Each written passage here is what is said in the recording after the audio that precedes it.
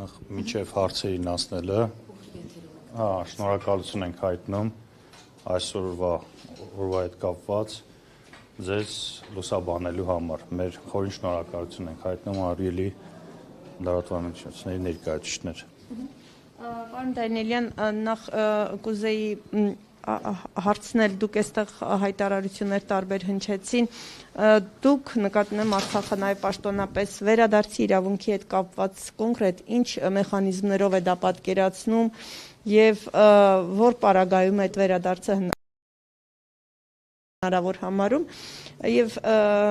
մյուս հարցը դուք ելույթում կարծեմ ասացիք, որ նախագահի ընտրության հետ կապված, քանի որ հնարավորություններ չկա, ապա իրավիճակը կմնա այնպես, ինչպես այս պահին է, այսինքն կշարունակվի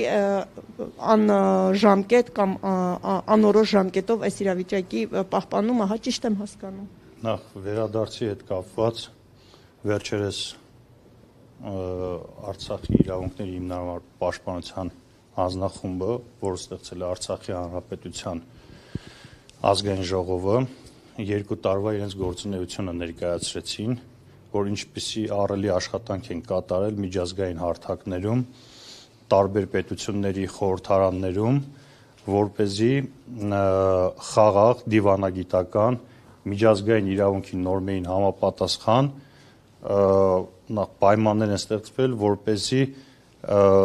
լինեն այն պայմանները, որպեսզի կարողանան արցախցիները վերադառնան իրենց հայրենիք։ Եվ մենք շատ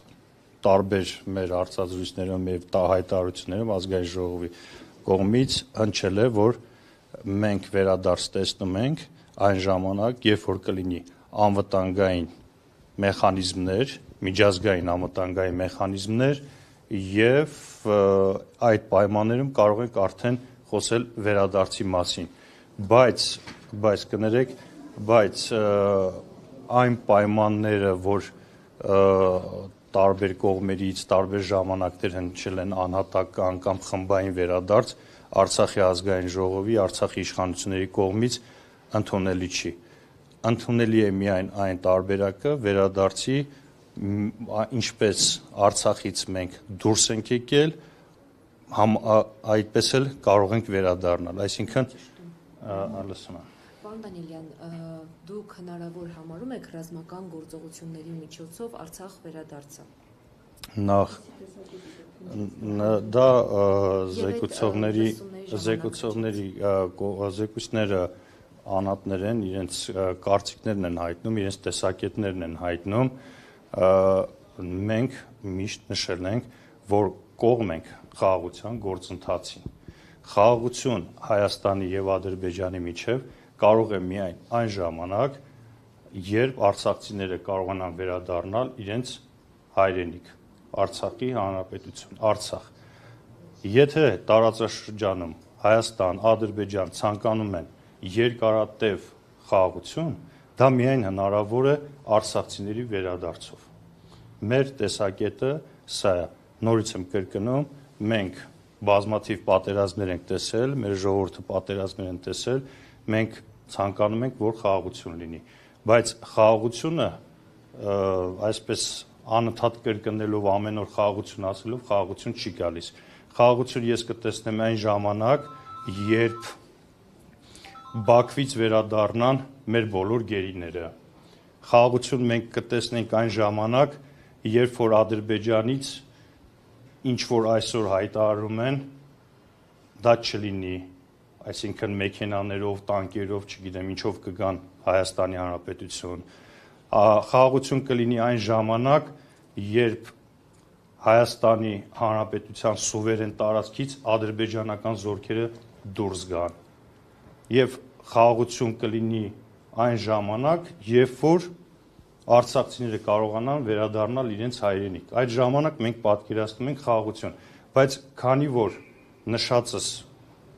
ոչ մի բան չկա, այդ ժամանակ խաղաղության մասին խոսելը այս բանին ես անիմաստ եմ համարում։ Պարոն Դանիելյան, հայաստանյան իշխանությունները նշում են, որ փախստականների վերադարձի հարցը այս փուլում ոչինչ չի տալու եւ ըստ էության այդ հարցը բարձրացնելով խոչընդոտվում է խաղաղությանը։ մտավախություն չկա արցախցիների կողմից, երբ պարբերաբար հավաքական վերադարձի հարցն է բարձրացվում եւ ասում են, որ պետք է այդ վերադարձը լինի։ Հիմա արցախցիները, որ այսօր հայտնվել են Հայաստանի Հանրապետությունում եւ ծրվում են ամբողջ աշխարհում, դա ինչի հետևանք էր։ Ադրբեջանի կողմից ռազմական ագրեսիա 9 կամ 10 ամիս գրեթե բլոկադա սովամա եղած եւ այնպիսի պայմաններ ստեղծեցին, որ Արցախայությունը լքի իրենց տները, իրենց պատմական հայրենիքը։ Հիմա Հայաստանի Հանրապետության իշխանությունները նախ ոչինչ չեն առաջարկում այսօր Հայաստանի Հանրապետությունում արցախցիները որպեսզի կարողանան բնակվել։ Եվ երկրորդը դա միջազգային իրավունքով էլ է հաստատված, որ վերադարձը դա ցանկացած ժողովուրդ կարա իր մարդ վերադառնա իր հայրենիք, իր տուն, որպեսզի կարողանա իր կյանքը շարունակել։ Եվ այսօր խոսել, որ վտանգ է, սա է, վտանգ պետք է բանակցել, ուղղակի պետք է նորմալ բանակցություններ տանել եւ այդ բանակցությունների արդյունքում ամեն ինչ էլ հնարավոր կլինի։ Ինչ վերաբերում է ընտրությունների հետ կապված, ստեղծված իրավիճակում հնարավոր չի ընտրություններ կատարել եւ Արցախի պետական ինստիտուտները շարունակելու են իրենց գործունեությունը այս ձևով։ Վերջերս հրապարակեցի դիվանագծային փաթեթները, դուք Արցախի իշխող ուժի, իշխող թիմի անդամ եք եղել։ Ուզում եմ հարցնել, 2019 թվականների առաջարկին Արցախում տեղյակ էին, քննարկում եղել է այս հարցի շուրջ եւ երբ հետահայաց նայում եք, այնտեղ ընդունելի էր, արդյոք կարող էր արդյոք ընդունելի լինել այդ տարբերակը։ Նախ 2019 թվին տեղյակ չէինք, որ նման առաջարկություն կա, վերջերս սկսեց մամուլում ակտիվ խոսել սրա մասին եւ տեղյակ չեն եղել։ Մենք ամենայն դեպս ես տեղյակ չեմ եղել եւ ռուսական կողմից եղավ սկզբնական շրջանը մեզ առաջարկների մասին մամուլում, հետո արդեն կառավարությունը հրապարակեց մեր համար պարզ էր, որ Մինսկի խմբի շրջանակներում այդ բանակցային գործընթացը ինչ որ գնում էր, որ հարցի կարգավորումը պետք է լիներ ինքնորոշման սկզբունքը պետք է պահվեր եւ մենք տեղեկություն ունեինք, որ հարցի լուծումը չէր կարող լինել միայն մեկ կողմի լիակատար, այսինքն չէր կարող բավարարվել միայն կողմը, պետք է բավարարվեին բոլոր կողմերը կամ բավարարված չլինեին բոլորը եւ հասկանում ենք, որ պետք է լիներ փոխզիջումներ։ Այդ փոխզիջումներով եւ մենք չենք ցանկանում պատերազմ լինի, խաղաղության մենք կողմնակիցն ենք, որովհետեւ շատ ենք տեսել պատերազմներ եւ պետք էր գնար արդեն խաղաղ կարգավորման այս տարբերակով եւ 19 թվականի այդ հրապարակված այդ տարբերակը, եթե հետայացք նայում ենք այսօրվա իրավիճակը եւ այդ առաջարկությունները, որ կան, թող հասարակությունը կներեք ընդունելի պետք է նախ Հայաստանի Հանրապետության իշխանությունները քաղաքական կամք ունենային դա ընդունելի լիներ, համանախագահ երկրներին պետք է հստակ պատասխաններ լիներ, ընդունելի են թե ոչ, եւ պետք է լայն հասարակության հետ պետք է քննարկվեր այս թեմաները, ընդունելի են թե ոչ, օրինակ նախ իշխանություններ, հետո Արցախի իշխանություններ, հետո բան եւ այնտեղ որ տեսնում ենք, որ գրված է միջանկյալ կարգավիճակ, պետք է հասկանանք, եթե կա միջանկյալ կարգավիճակ, ուրեմն պետք է լիներ նաեւ վերջնական կարգավիճակ։ Այսինքն հարցի լուծում հնարավոր էր 2019 թվականի այդ առաջարկություններով։ Թե ինչու կոշտացվեց հռետորաբանությունը, դրանից հետո եղավ հայտարարություն Արցախը Հայաստանը եւ վերջ։ Դա արդեն պետք է Հայաստանի իշխանություններին հարցնեք, ինչու այդպես դարձավ, ինչու այդպես տարան ընդհանուր գիծը, դա այդ հարցը իրենց պետք է ուղղել։ Դանիելյան, դուք Արցախի իշխանությունների աշխատանքը բավարար եք հիմա համարում, որովհետև կան նաև քննադատություններ ուղղված Արցախի իշխանություններին, ինչու ակտիվ չեն, ինչու են շատ հաճախ Հայաստանի իշխանությունների ոնց որ եւ քաղաքականության եւ թեզերի մեջ տեղավորվում, կարծես ավելի ակտիվ գործունեություն չկա, ոնց կարձագանքեք այս ամենին եւ արդյոք այն է այդ գործունեությունը, ինչ որ պետք էր անել տվյալ իրավիճակում, քանի որ Արցախի ժողովուրդը ձեզ է ընտրել, ձեզ է վստահել որպես իրենց անունից հանդես եկող մարմին, հա, մարմիններ, անձինք։ Ну, իշխանությունների նկատմամբ ժողովրդի կողմից միշտ էլ քննադատություն լինում է, դա նորմալ է, եւ ժողովրդի սպասելիքները միշտ ավելին են, քան իրականում է։ Այսօրվա իրավիճակում Արցախի պետական ինստիտուտները իրենց գոյությունը, որ Հայաստանի Հանրապետությունում շարունակում են, ստեղծված իրավիճակում մաքսիմալ հնարավորությունը իրականացնում են։ Մենք պետք է պարզ հասկանանք, որ այն ծրագրերը սոցիալական եւ մնացած այն ծրագրերը, որ Արցախի Հանրապետությունը ուներ բյուջե եւ բյուջեով արդեն եւ տնտեսական եւ սոցիալական եւ մնացած հարցերը, այդ հարցերով Արցախի իշխանությունները այսօր այդ հնարավորությունները չունեն եւ Հայաստանի իշխանությունները բռնի տեղանունից հետո 2023 թվականի սեպտեմբերի 20-ից հետո հայտարարեցին, որ ամբողջ սոցիալական փաթեթը վերցնում են իրենց ձեռքը եւ մենք հնարավորություն չունենք այս ծրագրերի վրա ազդեցություն ունենալ։ Բռնի տեղանունից հետո Արցախի իշխանությունները բազմաթիվ առաջարկություններ են ներկայացրել Հայաստանի իշխանությունների եւ բնակարանային հարցերով եւ այլ հարցերով, ինչպես կարողանանք թեթևացնել մեր հայրենակիցների սոցիալ-տնտեսական վիճակը, բայց բոլորս տեսնում ենք այսօրվա այն ծրագրերը, որ իրականացրել են Հայաստանի իշխանությունները, ձախողվել են կամ գրեթե տապալվել են եւ հիմնական դժգոհությունները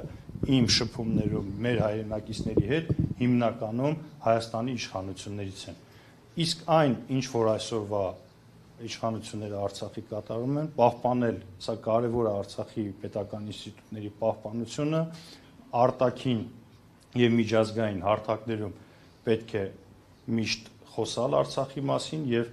տարբեր երկրներում միջազգային կազմակերպություններում խորհրդարաններում պետք է բարձր պահել եւ մեր խնդիրները, մեր հարցերը պետք է բարձրացնենք։ Պարոն Դանիելյան, եւս մի հարց կապված Արցախի թեմի առաջնորդի հետ։ Ձեզ համար սպասելի էր, որ թեմի առաջնորդը կմիանա հայտարարությանը 10 եպիսկոպոսների հայտարարությանը, կաթողիկոսին կառաջարկի հանգստի գնալ եւ այլն, առհասարակ ինչպես է սա գնահատում, հանդիպում ունեցել եք արդյոք դրանից հետո թեմի առաջնորդի հետ եւ իրավիճակի հանգուցալուծում դուք ինչպես եք տեսնում, որտեւ եթե չեմ սխալվում, նրա պաշտոնանկության հարց դրված էր։ Արցախի թեմի առաջնորդ Վրդան Սրբազանի հետ հանդիպում չեմ ունեցել, սպասելի չէր, իհարկե, եւ հայ առաքելական եկեղեցին գնահատականը տվել է այդ հանդիպման մասին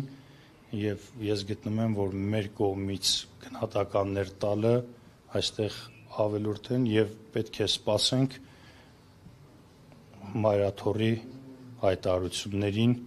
ինչպես կարձագանքեն եւ հետագա իրենց քայլերը ինչպես կիրականացնեն։